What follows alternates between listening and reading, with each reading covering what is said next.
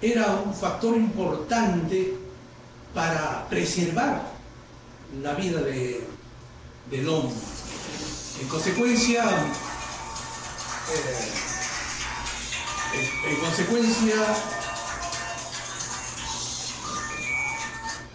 generaron pues toda una inquietud en primer lugar, y después hicieron sus servicios de ambulancia, de tratamiento extrahospitalario, de socorristas, médicos, en fin, que se sentían motivados a dar los primeros auxilios a aquellos que presentaban la parada cardiorrespiratoria o una muerte súbita. Bien, desde esos tiempos tenemos que tener noción de que la patología de muerte súbita, que involucra una serie de causas, y la alternativa para remediar estos problemas, como es la reanimación cardiopulmonar, es un constructo que se ha venido desarrollando a través de los años que venimos viviendo hasta estos tiempos, y gracias a las nuevas adquisiciones en cuanto a investigaciones y aportes a la medicina, se ha ido estructurando. Es un constructo en realidad que se viene afinando año tras año a través de los hallazgos que se encuentran pues en los trabajos de investigación en base a la medicina y las evidencias médicas, ¿no? Bien, desde el punto de vista epidemiológico, la muerte súbita, tal como se está presentando, bueno, viene a existir de esa manera, y en los países subdesarrollados como el nuestro, o en vías de desarrollo como el nuestro y toda América Latina, en este proceso se está pues desarrollando siempre una serie de actividades de investigación, pero no de la talla de los países desarrollados. Sabemos por esos datos, tanto norteamericanos como europeos, que la muerte súbita se presenta más o menos en una tasa de una media de 61 por 100.000 habitantes allá en Estados Unidos y también en Europa. Es decir, de más o menos 85 a 82 muertes súbitas por cada 100.000 habitantes, con una tasa de sobrevida del 3% en las áreas rurales y 10% en las áreas urbanas. Vemos, por ejemplo, con mucho asombro, en Estados Unidos, especialmente en la ciudad de Seattle. En Seattle, desde el año 1960, se tiene un programa de adiestramiento de la reanimación cardiopulmonar básica en forma casi generalizada, que en esos tiempos empezaron casi a instruir a cerca de 40 millones de personas que, no siendo médicos, ya sabían aportar con una reanimación cardiopulmonar en cualquier momento que ésta se presentase. Y ya en estos tiempos pues llega a niveles mayores. Interesante sería saber cuánto es ahora. Ustedes saben que Estados Unidos, con 400 millones de habitantes, con cerca de 200 millones de latinoamericanos allá en Estados Unidos, la muerte súbita se presenta pues casi constantemente, y particularmente es más alto las causas cardiovasculares y cerebrovasculares. Observamos, por ejemplo, que hay una alta proporción de pacientes cardiovasculares, entre ellas el infarto cardíaco en mayores de 35 años y las muertes súbitas por causas genéticas en los menores de 35 años, particularmente aquellos jóvenes que practican el deporte competitivo, y también hay una proporción de pacientes, de personas que practican el deporte de diversión, el deporte de manera cotidiana, y que también se pueden presentar esas muertes súbitas. Recapitulando, decíamos que el 70% de las muertes súbitas es en la casa de la gente, en la casa se presenta, y un 20% en los espacios públicos, y un 10%, quizás menos, a nivel intrahospitalario. Como ustedes ven las imágenes, es más frecuente ver las muertes súbitas en la casa, en la oficina, en el centro de trabajo muchas veces, ¿no? Y un 20% en los espacios públicos. Y también no debemos perder la óptica de aquellos que practican el deporte, no siendo netamente deporte competitivo, pero sí el deporte cotidiano. Pueden presentar aquellos que tienen patologías inherentes, genéticamente establecidos y condicionados en el corazón, ya sea a nivel valvular, a nivel de los canales intracelulares, y a nivel de la estructura misma del miocardio y los vasos coronarios.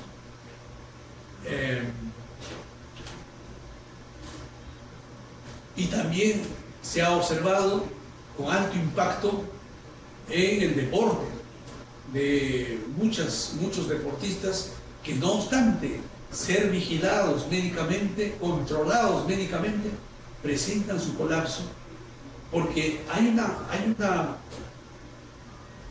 un espacio gris en la cual nosotros los médicos no podemos todavía tener la certeza de diferenciar un corazón de atleta de un corazón patológico. Entonces, los médicos tienen, ahí está, por ejemplo, ustedes pueden ver el corazón de un atleta, tiene su hipertrofia. En estados de reposo hacen bradicardia, y en estados de actividad su frecuencia cardíaca es de 60 a 70 por minuto, cosa que no es habitual en cualquier persona sedentaria. Haciendo lo que hacen ellos, una persona sedentaria pues se llegaría a 200 latidos por minuto. Sin embargo, ellos con el deporte de alta competencia, ellos están a 60 y 70 por minuto en una maratón de resistencia, por ejemplo.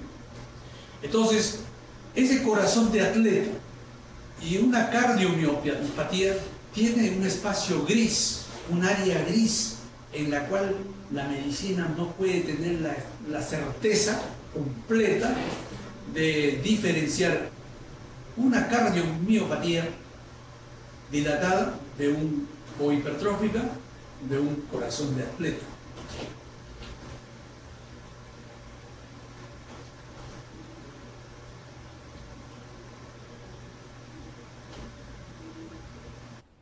Entonces,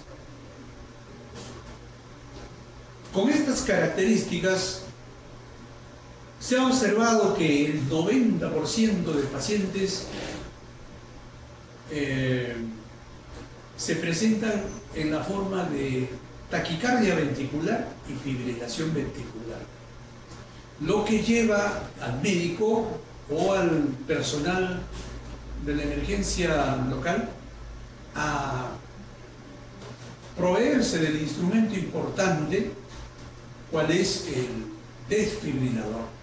Con el desfibrilador manual o con el desfibrilador automático externo, daríamos solución al problema que les estoy refiriendo. ¿Hay alguna pregunta?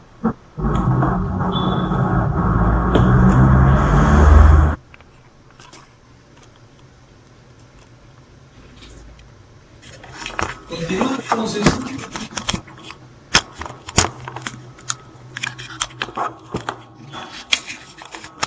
Pueden ver la pantalla las causas en los menores de 35 años.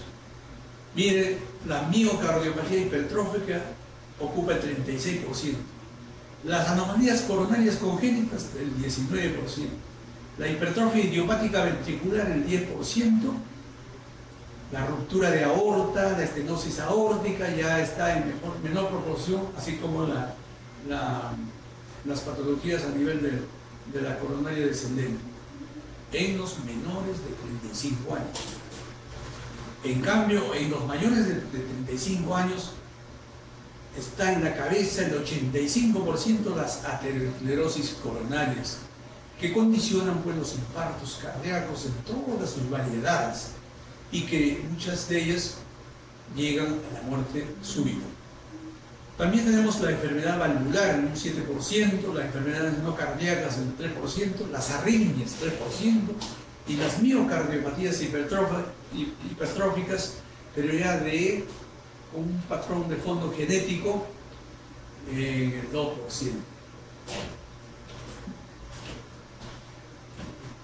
Hay en ese grupo de los mayores de 35 años, hay factores de riesgo que acompañan a esas patologías referidas. Estos factores de riesgo son revertibles, son tratables, se puede manejar y mejorar,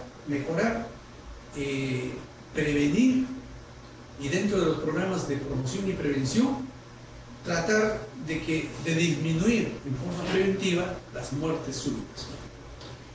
En consecuencia, vemos ahí que el tabaco, se puede establecer ahí medidas para que el paciente tome conciencia y evite de seguir siendo fumador.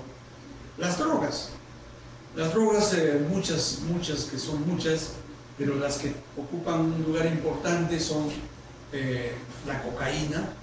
Hay gente que se dedica desde muy joven al consumo de las drogas, que condiciona a las personas a las aterosclerosis coronarias.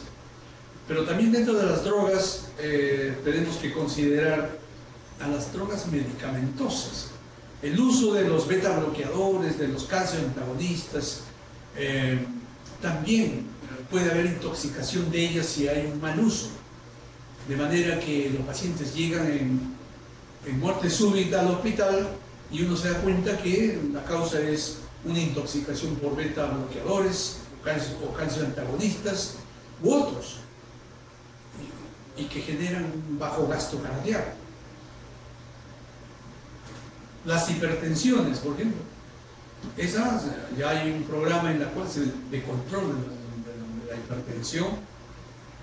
La obesidad también, ya los hospitales, las nutricionistas, y es un trabajo multidisciplinario con que se maneja la obesidad.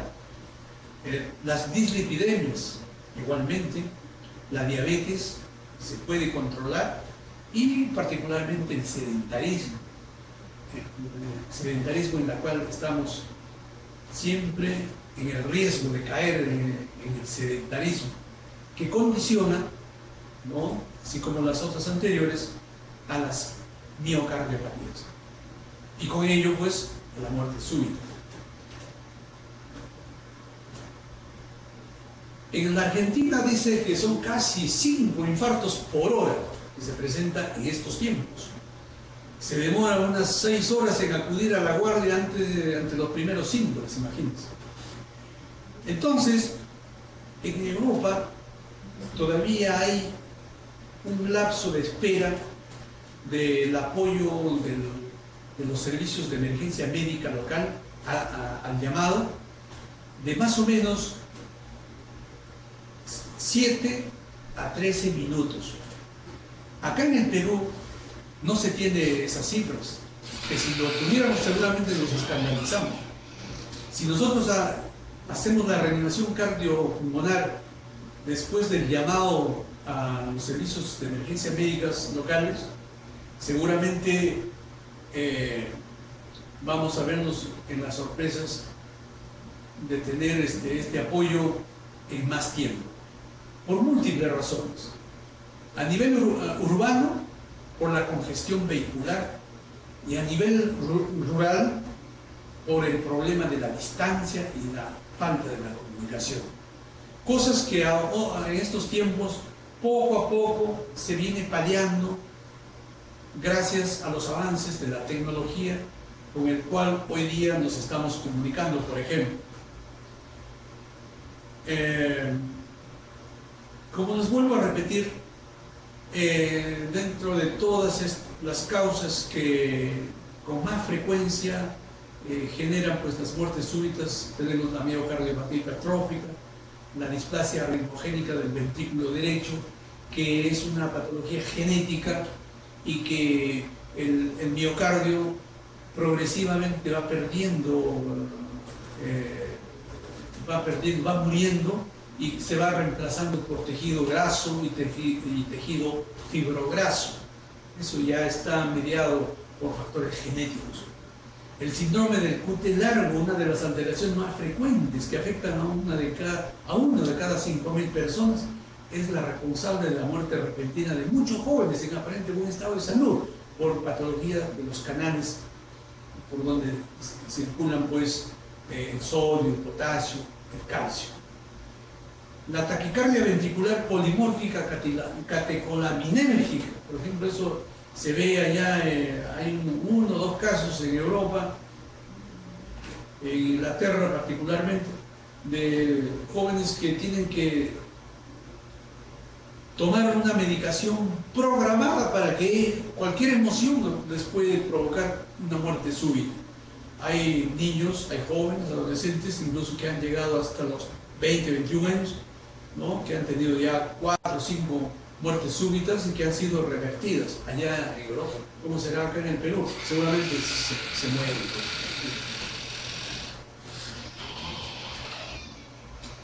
Este evento de la aterosclerosis coronaria, que se expresa a través del infarto del miocardio, es un evento frecuente en nuestro país. En la emergencia del Revalidati están llegando pues diario, más o menos en una proporción de 3 a 5 infartos cardíacos.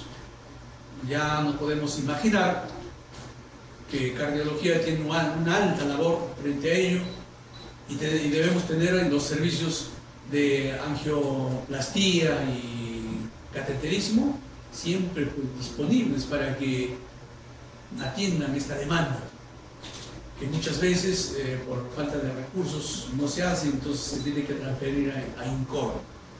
Entre eso estamos manejando, entre INCOR y cardiología del Revalidati, muy eficientemente, por una playa de profesionales altamente capacitados.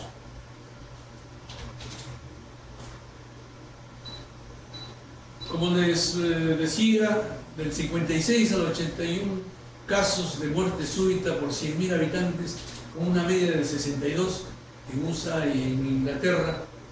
70% de ellas se presentan en sus casas, es una repetición de lo que ya les dije, con sobrevidas de 13 al 10%.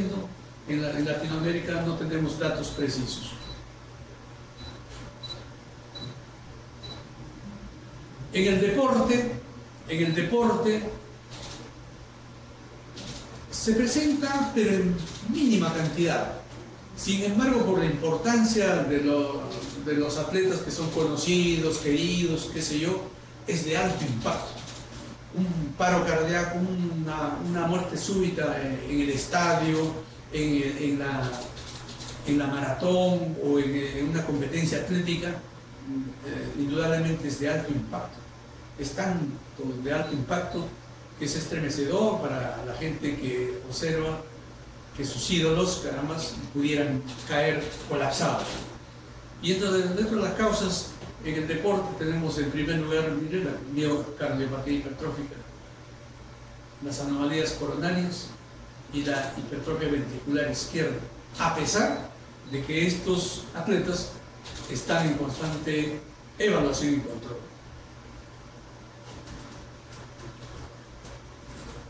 Aquí al final tenemos las miocarditis, las anomalías de la aorta, la enfermedad coronaria precoz y otras causas que son pues patologías adquiridas también. No hay que olvidar el trauma por accidente de tránsito y también el trauma en algunos pacientes que están precondicionados por ahogamiento, ¿no?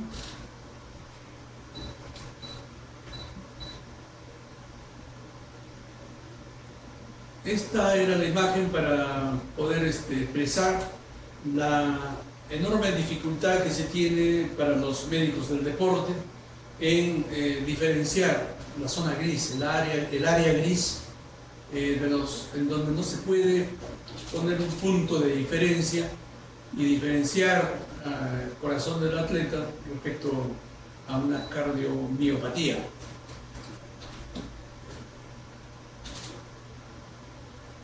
Entonces, como decíamos, en el 90% se presenta en la forma de taquicardia ventricular y fibrilación ventricular.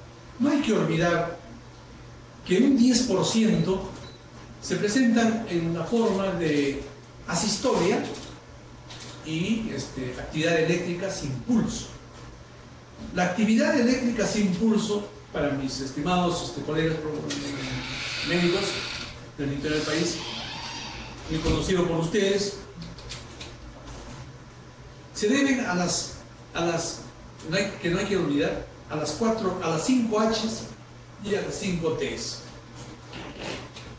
Es decir, cuando hay hipoxemia, cuando hay hipovolemia, cuando hay hidrogeniones, es decir, acidosis extrema, y en pacientes que presentan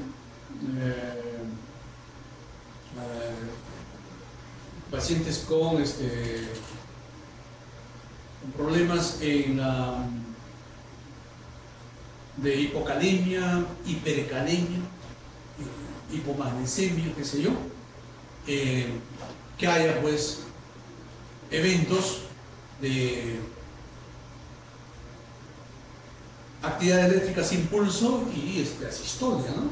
Entonces esos pacientes ya no se les reanima con un desfibrilador, sino a esos pacientes ya se les atiende a través de la reanimación cardiopulmonar básica en una zona alejada hasta que llegue pues el equipo médico de salud, de emergencia de salud local y nos apoye con la reanimación cardiopulmonar avanzada.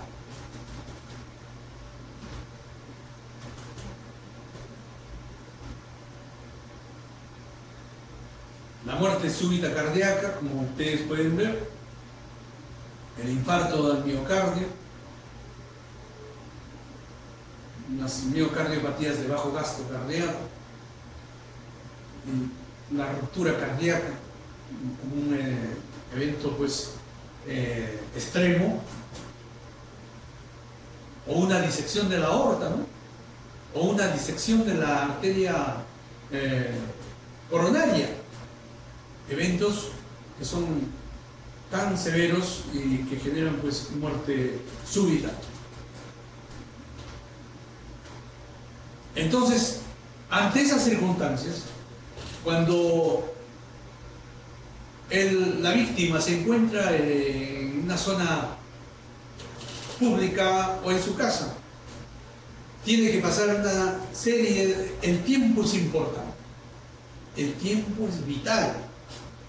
Es importante que haya una persona que detecte la gravedad del caso, que llame a los servicios de emergencia médica locales, que sepa manejar los números telefónicos de las emergencias, de los bomberos, qué sé yo, acá en el Perú, porque allá en Estados Unidos es sencillo, se llama el 911, y ya con los datos que se le da, la dirección que se le da, inmediatamente o llegan en helicóptero o si no en una ambulancia, y para dar la atención con la desfibrilación o, en todo caso, con la reanimación cardiopulmonar avanzada. Acá ustedes ven la cadena de sobrevida. En su primer eslabón es importante el reconocimiento precoz y pedir ayuda. El reconocimiento precoz significa que uno tiene que ir hacia el enfermo y abordar al paciente desde los pies, avanzar y tocarle los hombros y preguntar y decirle: señor, ¿cómo se llama usted? ¿Siente algo que está pasando? ¿Cómo se siente? Es decir, ustedes tienen que preguntar cosas básicas. Y si ustedes encuentran la respuesta, es decir, le da su nombre y ustedes constatan de que está respirando adecuadamente bien, entonces no hay ningún problema. Porque aquel que está respirando también tiene su circulación adecuada. Pero si en el algoritmo, si uno ve que ese paciente no responde y después uno tiene que mirar, oír y sentir, poniendo el oído cercano entre la boca y la nariz del paciente, de la víctima. De manera que en ese momento uno tiene que mirar con los ojos el movimiento del tórax, si está respirando, y si no, no está respirando, y oír la exhalación del aire.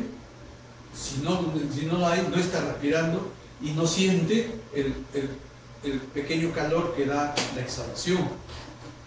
En consecuencia, inmediatamente se tiene que alertar, llamar inmediatamente a los servicios médicos de emergencia local. Llamando a ellos, pues, nos vamos a empezar a entrar al segundo eslabón, es decir, la reanimación cardiopulmonar temprana, precoz, y tenemos que ganar tiempo. Inmediatamente tenemos que, con la mano derecha, tenemos que poner los dedos entre la parte inferior del esternón en su unión con la última costilla, o sea, con el reborde costal. En esa comisura poner el talón de las manos, de la mano derecha, y luego el otro talón encima de la mano derecha. Es decir, la mano izquierda encima, el talón de la mano izquierda encima de la mano derecha. E inmediatamente arrodillándose, poniendo la rodilla y poniendo el cuerpo por delante y los brazos verticales, inmediatamente con el peso del tórax. Esa reanimación tiene que ser en el suelo, poniendo al paciente en decúbito dorsal con la boca hacia arriba, y previamente pues ya hay que entender de que en el momento que yo hice la evaluación en el primer eslabón del reconocimiento de la falta de aire, ahí he tenido que ver si ese paciente de dónde viene. Ese eslabón es importantísimo, no hay que olvidarlo. El reconocimiento del paciente, ¿por qué hace ese evento de muerte súbita? ¿En dónde se encuentra? De repente se encuentra en un incendio, de repente se encuentra después de un electroshock, o de repente ha colapsado en cualquier parte de un espacio público sin ninguna motivación. Entonces ahí tenemos que ver. Pero si es un incendio, obviamente tenemos que buscar un lugar apropiado y seguro para hacer el apoyo de la reanimación cardiopulmonar básica. Entonces a los pacientes muchas veces hay que sacarlo fuera del espacio del incendio, sacarlo fuera del espacio que ha motivado la descarga eléctrica, fuera de un lugar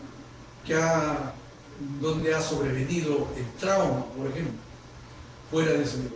Si se trata ya de un evento de muerte súbita por causas ya conocidas, de una fibrilación ventricular, donde el paciente no tiene no tiene ni respiración ni circulación.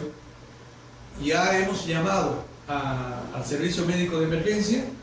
En forma precoz, inmediatamente empezamos con la reanimación cardiopulmonar.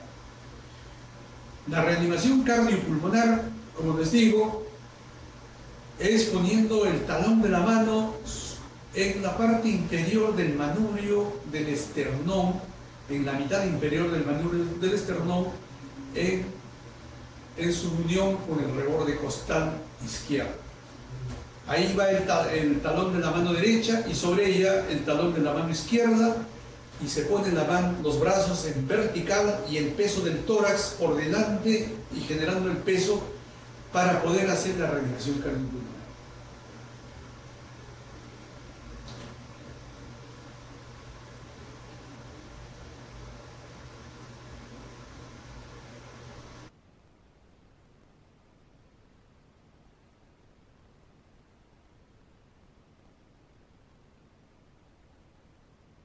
Como se muestra en la figura, se puede observar aquí, el brazo tiene que estar en posición vertical, con la mano derecha e izquierda ya colocada, como les referí, con la parte superior del tórax como un elemento de presión, con el peso del tórax y la cabeza, ¿no? Y empezar la reanimación cardiopulmonar. Es importante tener la noción de que la reanimación cardiopulmonar tiene que ser de alta calidad. La alta calidad está garantizada cuando esta es de 100 a 120 por minuto, cuando esta genera un hundimiento del tórax de 5 a 6 centímetros, cuando no hay interrupción para la evaluación, sino es algo permanente, por lo menos unos 2 minutos, y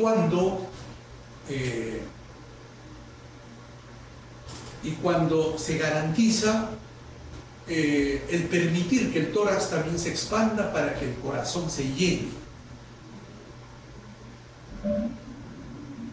Esas características dan la garantía de una reanimación cardiopulmonar de alta calidad. ¿Y cuántas compresiones torácicas debemos realizar? De 30, más o menos 30 contracciones torácicas, ¿no? Y 2 insuflaciones por la boca a través de la mascarilla de insuflación, que es con membrana unidireccional.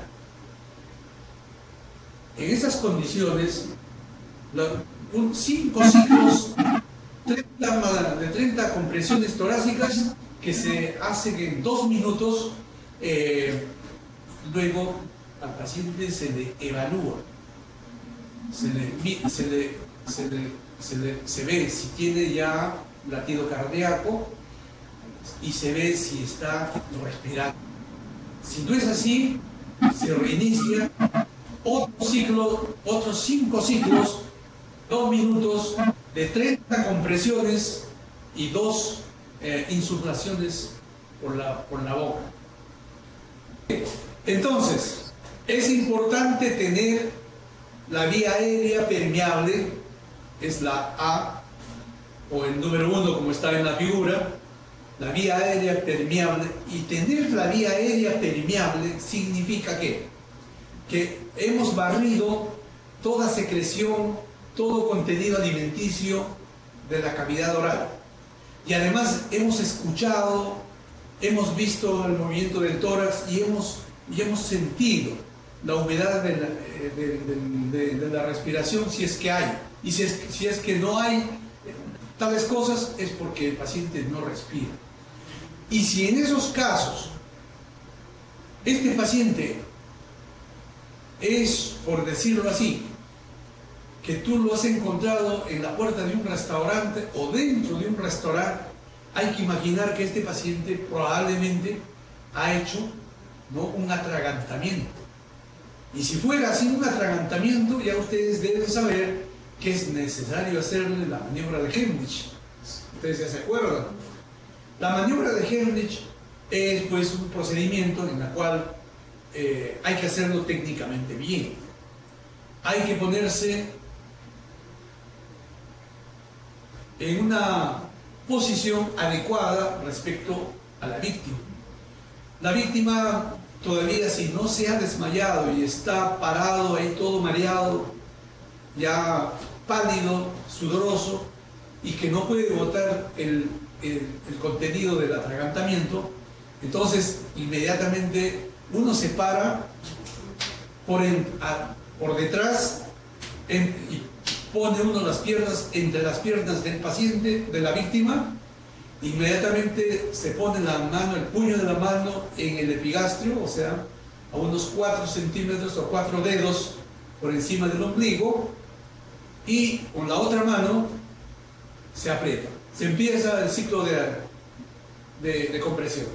Se aprieta 1, se aprieta 2, se aprieta 3, 4 y 5, pero con fuerza.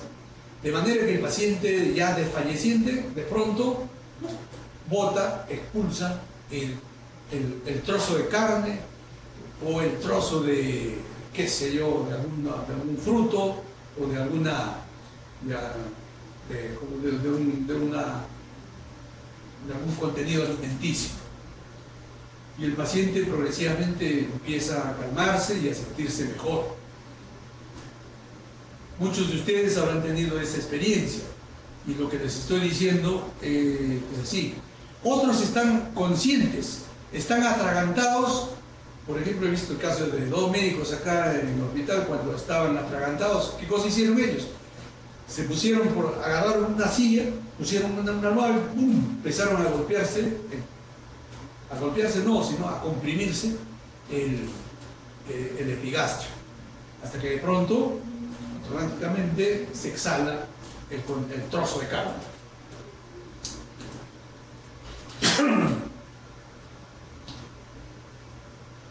Entonces ahí volvemos ya en forma mucho más completa: tener la vía aérea permeable, B, la respiración boca a boca si la víctima no respira, y C, la compresión torácica o masaje cardíaco externo si estamos en presencia de un paro cardíaco.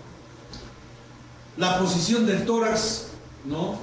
La posición del tórax, de los brazos, cuando la víctima está en decúbito dorsal con la boca arriba, ¿no? Y las maniobras.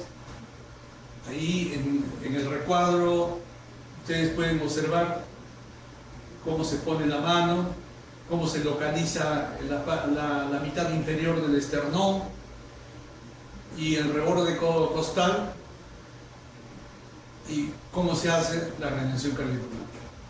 Y recapitulando, esta debe ser, para que sea de alta calidad, el reanimador tiene que arrodillarse teniendo la cabeza de la víctima por el lado de la pierna izquierda del reanimador. En consecuencia, se hacen las reanimaciones, como les dije, 5 ciclos de 30 masajes cardíacos y 2 insuflaciones por la boca. 5 ciclos que más o menos ocupa un espacio de tiempo de 2 minutos, al cabo del cual se hace la evaluación de la circulación, buscando el latido carotidio, y de la respiración, mirando el tórax y escuchando y sintiendo con nuestra piel si el paciente ya está respirando, exhalando.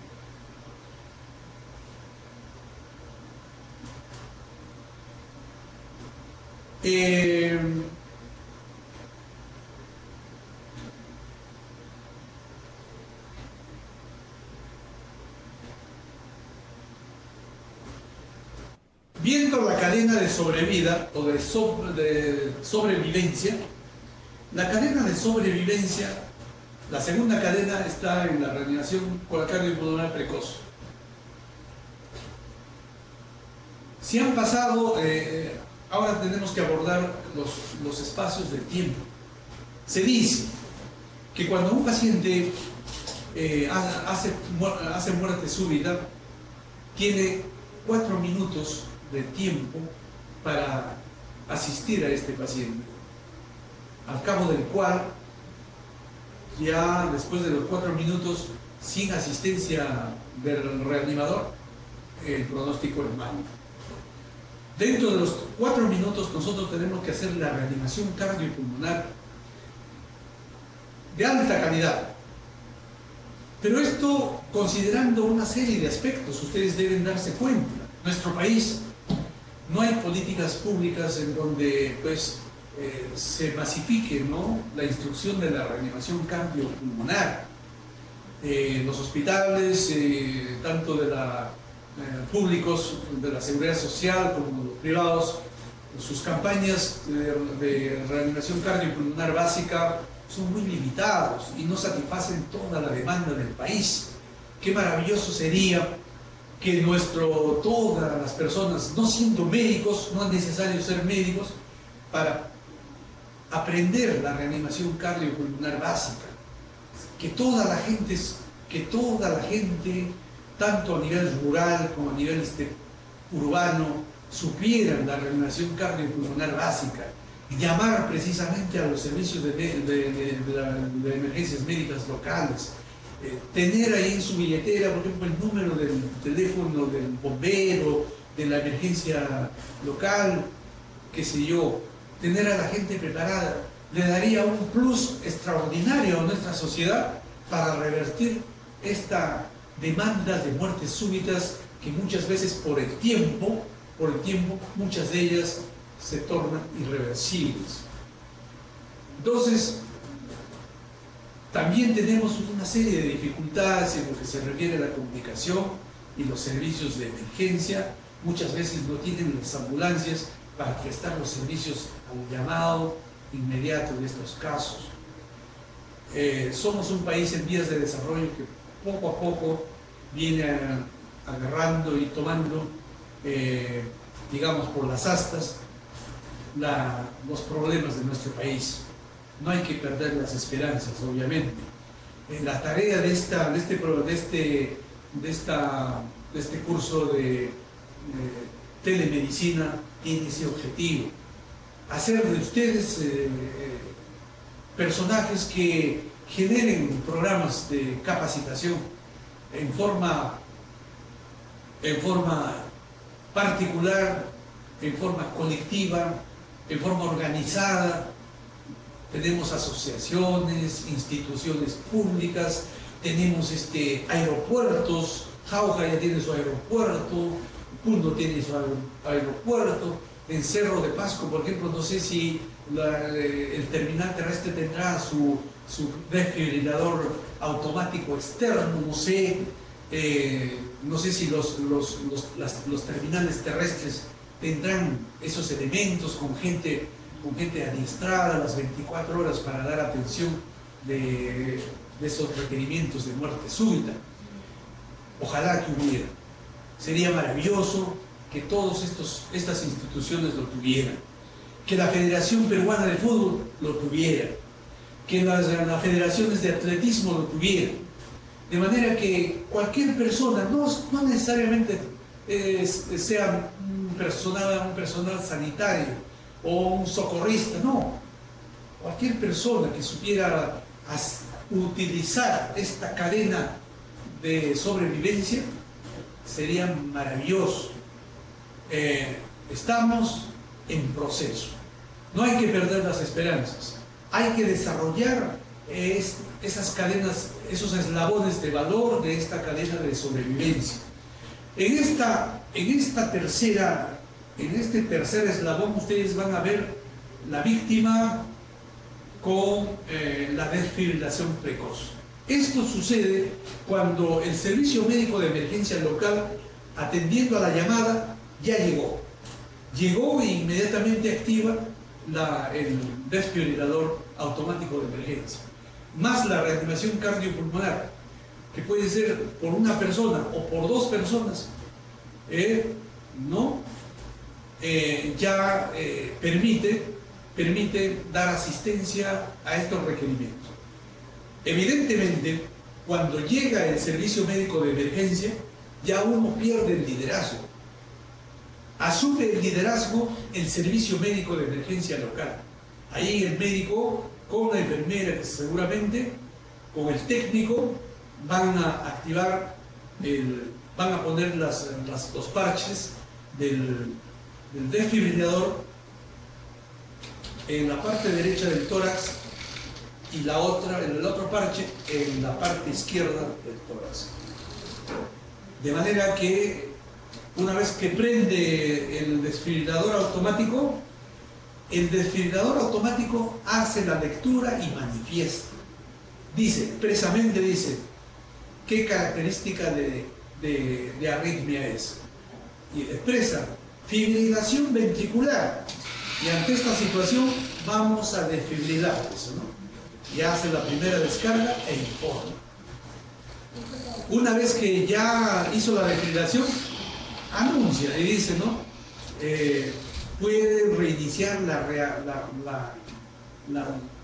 reanimación cardiopulmonar. Entonces se coordina y se reinicia la reanimación cardiopulmonar. Después de un rato, el desfibrilador hace la lectura y hace otra descarga. En todo ese tiempo tenemos que estar colaborando para evaluar la aparición de la circulación al palpar pulso caratídeo o de la respiración al ver el movimiento torácico y ¿cómo se llama? La respiración que recobra el paciente, como cuando el pescado sale del mar, ¿no? Es una respiración boqueante, más o menos, en esas características. Y bueno, el último eslabón ya son los cuidados por resucitación para restaurar la calidad de vida. Eso ya se da en el hospital. Perdón, por un minuto, por favor, porque hemos perdido la transmisión con las diapositivas.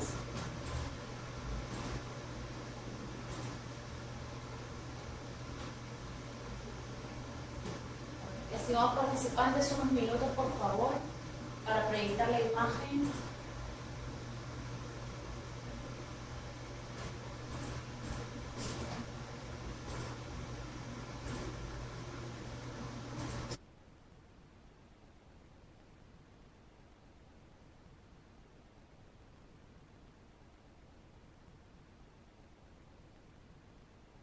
Entonces, recapitulando, cuando encontramos a una víctima en muerte súbita y estás capacitado para atenderlo, tienes que buscar en primer lugar un espacio de seguridad para el reanimador y para la víctima. En segundo lugar, evaluar el estado de conciencia del paciente. Inmediatamente, viendo que su estado de conciencia está comprometido, se solicita ayuda al servicio de emergencia médica local. En cuarto lugar, se despeja todo cuerpo extraño y control de la vía aérea. Y ahí se hace una detección en el supuesto caso de que este paciente puede hacer un atragantamiento. También se evalúa la respiración y apoyo si es necesario, ¿no? Hay que evaluar la circulación y dar compresión torácica si esta falta. Y reevaluar periódicamente la circulación, la respiración y el estado de conciencia. Si el paciente ya, después de todos esos eventos, recupera la circulación y no ha recuperado la respiración, entonces debemos abocarnos al apoyo de la ventilación. Con una mascarilla con válvula unidireccional se hace esta maniobra. Esto tiene también una serie de consideraciones. Si la víctima es una persona conocida, ¿no? Se puede hacer la respiración boca a boca. Pero si es una persona desconocida, no sabemos de qué enfermedad pudiera estar sufriendo. Ustedes saben que hay muchas personas que incluso tienen hasta tuberculosis, tienen problemas respiratorios crónicos a nivel laríngeo, de vías respiratorias altas, qué sé yo. Por esa razón es que se indica el uso de la mascarilla de válvula unidireccional, de manera que el paciente lo que exhala, el insuflador no lo va a recibir. Si este paciente ha recuperado la respiración, entonces, como se dice, aleluya, lo colocamos al paciente en posición de recuperación. La posición de recuperación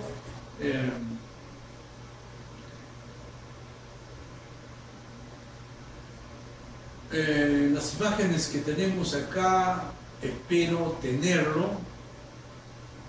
Vale. Sin embargo, les digo que la posición de recuperación es ponerlo al paciente en decúbito lateral izquierdo. En decúbito lateral izquierdo, con el brazo derecho debajo de la cabeza y el brazo derecho debajo de la cabeza y el brazo izquierdo a un costado.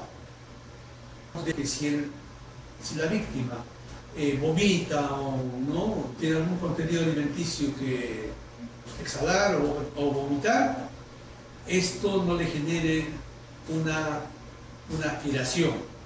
Es necesario también considerar que la reanimación cardiopulmonar básica, dado por una persona adiestrada, con conocimiento, es importante. Aunque lo es también, si esa persona, no conociendo bien, pudiera darle un masaje cardíaco, dice que el paciente está en muerte súbita. Y si hay alguna persona que le hace la reanimación cardiopulmonar, o sea, la compresión torácica, no necesariamente de alta calidad, es favorable para ese paciente, para esa víctima que está en muerte súbita. Es favorable. Porque al hacer las compresiones de 5 a 6 centímetros, estamos permitiendo que la sangre llegue más o menos al cerebro y al corazón, más o menos un 30% de su basal, del basal, imagínense. Es decir, haciendo incluso una compresión torácica mínima o no bien hecha, sirve a la víctima en muerte súbita.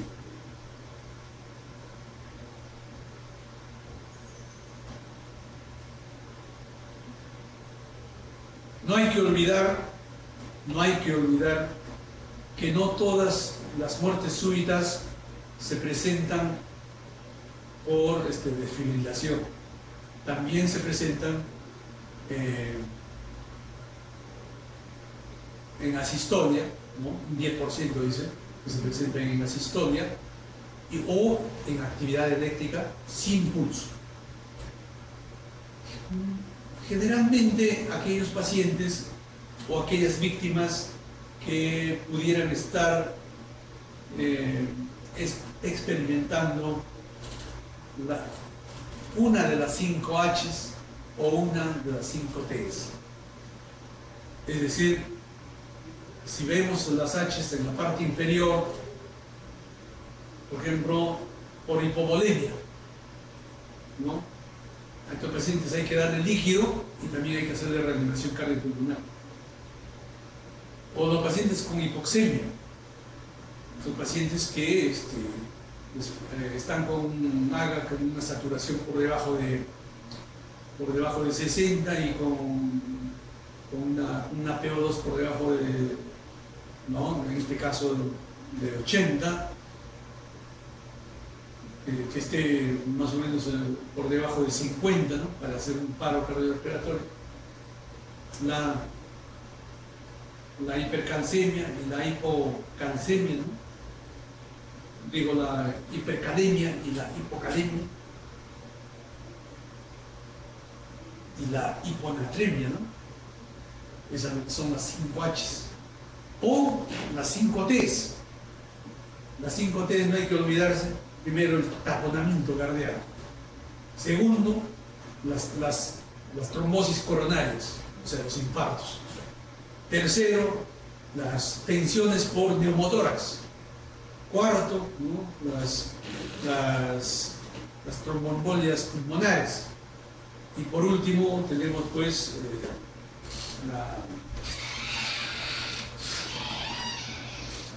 las toxinas. No se olviden de las toxinas. Las toxinas se refieren a aquellos pacientes que son cardiópatas, ¿no? Y toman beta bloqueadores, por ejemplo el bisoprolol, toman calcio antagonistas como el nimodipino, qué sé yo, y por A o B motivo se sienten mal y toman uno tras otro, y de repente toman 3 pastillas de nimodipino, qué sé yo, o de repente un poco más y están mareados y toman más y no tienen control y llegan a un momento en que colapsan. Esto se llama pues el síndrome de bajo gasto. Esos pacientes, si no llegan al hospital, pues se mueren en la calle, se mueren. Entonces, si llegan al hospital, ya el médico de shock trauma pues hace el diagnóstico, aprende, hace una buena anamnesis, le hace una buena historia y inmediatamente le instaura su tratamiento, ¿no? No es el tema de reanimación cardiopulmonar básica, pero siempre hay que matizar con un poquito de estos datos. Quisiera que lo tomen a bien. Entonces, si llega, por ejemplo, con un síndrome de bajo gasto cardíaco, inmediatamente le ponen su glucagón, le hacen la reanimación cardiopulmonar, lo ponen en ventilación mecánica y ahí mismo, pues, el paciente incluso hasta lo dializa, ¿no? Para limpiar de todas estas toxinas, y el paciente se recupera y sale caminando a los 2-3 días.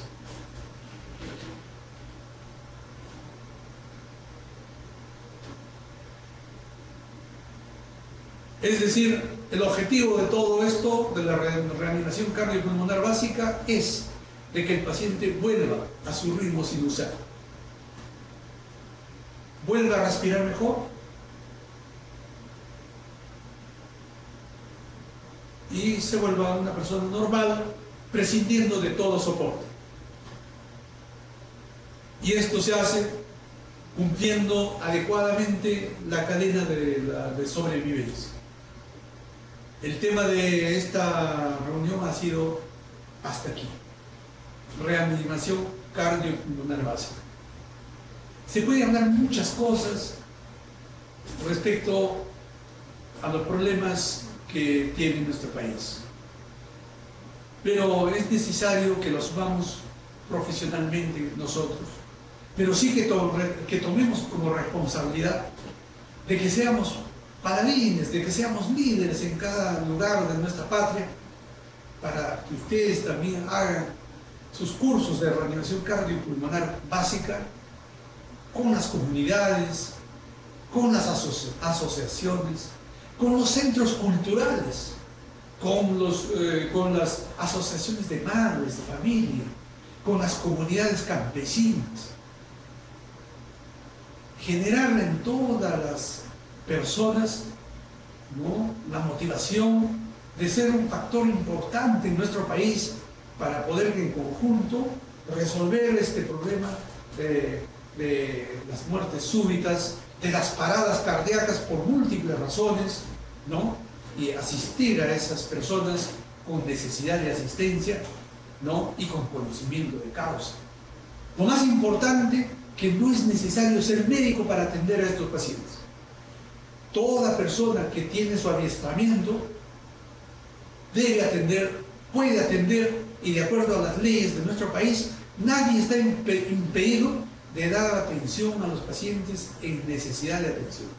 como los pacientes de muerte súbita o los pacientes que presentan parada cardíaca en cualquier parte del país, ya sea en su casa, en su centro de trabajo, en la oficina, en un espacio público, en el estadio, qué sé yo.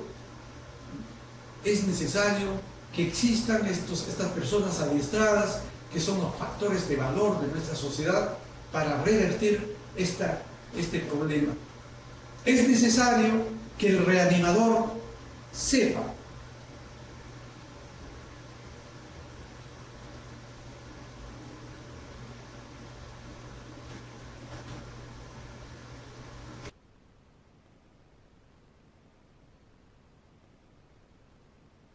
cómo llamar, cómo activar el servicio médico de emergencia local. Debemos ser precisos en la llamada. Decir, por ejemplo, me encuentro en la avenida Arenales 552. Hay una víctima en la vereda, cuyo nombre, viendo su DNI, se le da y se le dice que está sin respiración y sin circulación, es decir, en paro cardíaco y en paro respiratorio. Y decirle que ese número telefónico con el que le está llamando se puede remitir. Y manifestar que ha sucedido un paro cardíaco, un ataque cardíaco, un accidente de tránsito, qué sé yo. Y manifestarle las características de la víctima rápidamente. Esto se hace en 2 minutos. Y que usted se está disponiendo a hacer la reanimación cardiopulmonar a través de las compresiones, ¿no?, de alta calidad, como ya habíamos manifestado. Asegurar que el personal del servicio médico de emergencia local no tenga más preguntas y contestar. Y para eso es necesario tener liderazgo.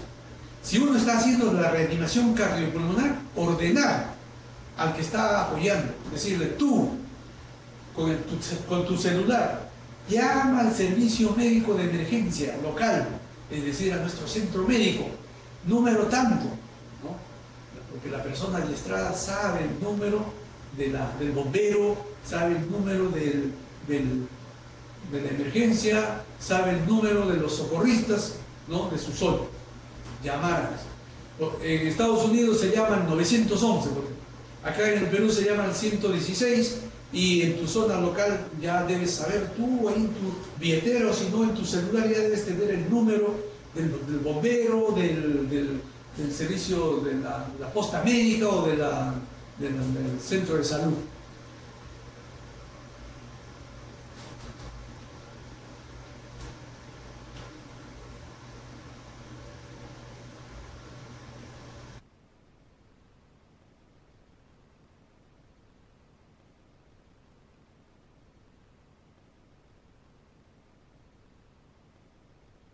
Esto sería todo. Muchas gracias.